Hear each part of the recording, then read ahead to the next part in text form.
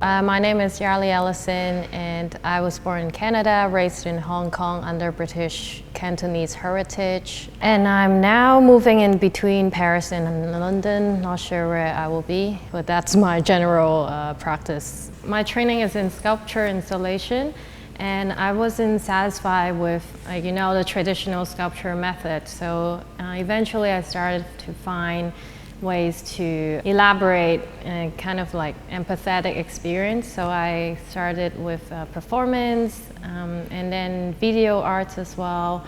And then lately I got into virtual reality and also drawing to explore the urgency of self-expressing with a larger queer community as well. So I would define myself, I guess, like in a mixed media practice way. When I started drawing, I started to observe more about like the color changes of the plants as they die or as they start to have new stems or whatever. The subtle changes could be captured with my drawings as well. And then with this drawing practice, I could kind of transform it into a sculpture practice. And then after with the sculpture, I can transfer it back to drawing. And that's multiple layer to it, I think. It feeds into my mixed media practice. When I had a chance to use AR or VR with my sculpture background, I could transfer this immersiveness and physical experience of an installation feel to this digital space. It's portable as well as it's not restricted by boundaries and geographical locations. So using VR, I'm able to draw spaces that people cannot return to. So naturally, I just started drawing my home that I couldn't return to in Canada. And after that, I felt like this overwhelming experience that I thought, oh, these memories were lost, but they were surprisingly still alive.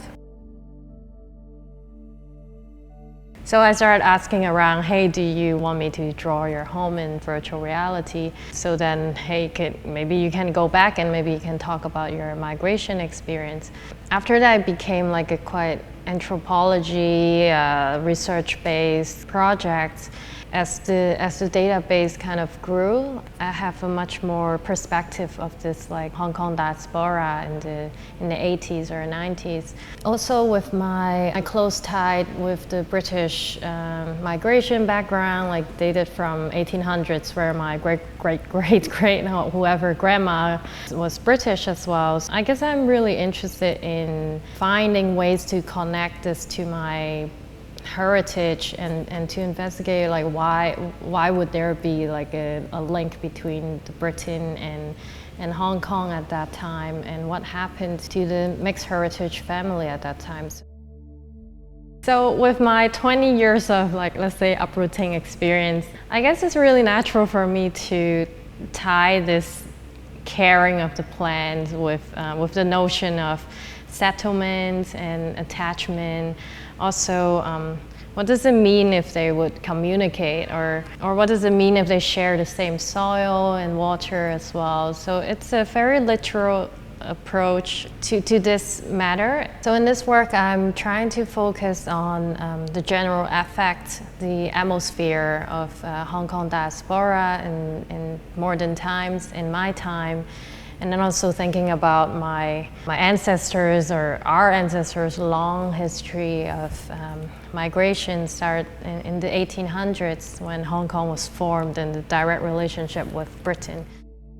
So I've been thinking about in Prison Garden, this work. QR code has been our everyday life gesture to track where we are. So there are increasingly surveillance into this technology.